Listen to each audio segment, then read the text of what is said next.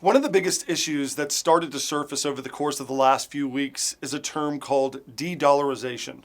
This is a term used by analysts who are watching several countries like Russia who are literally dumping US dollars and dollar-denominated assets.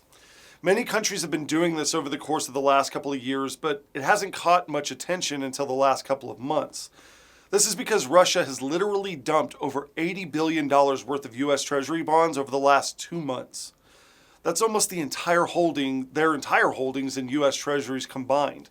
With that said, if Russia is dumping treasuries to the tune of billions, 2 questions come to mind.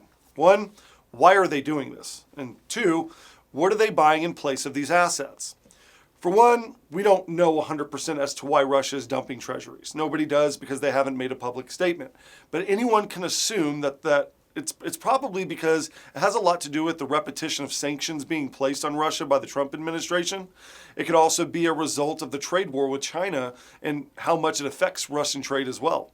The other one is it could also be the constant pressure that the U.S. has been putting on the Venezuelan leader who's an ally of Russia. Either way, it's got Russia de-dollarizing, and that is not good for the dollar or the U.S. economy in the long term.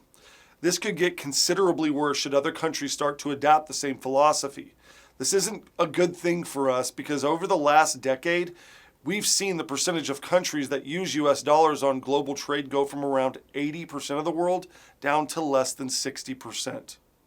So this is where the next question comes into play. What are they buying in place of the US assets? According to the IMF and the World Gold Council, Russia has been dumping treasuries and exchanging them for Chinese yuan. But the other asset that they're starting to hoard is one that many have held since the beginning of human civilization: gold. Gold has always been the last man standing during times of currency manipulation and trade wars. It's the foundation of money, and it has been for centuries. It's the one asset that can be held by anyone and is recognized internationally as real money, regardless of the relationships between different countries. Not only that, but gold is the one asset or currency that increases in value whenever paper currencies like the dollar plummet.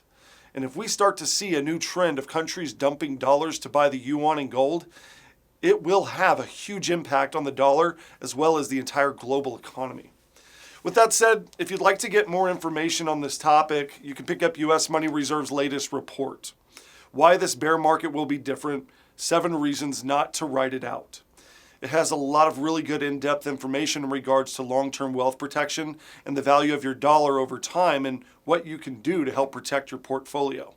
So please call the number on your screen or click on the link below to get your copy today.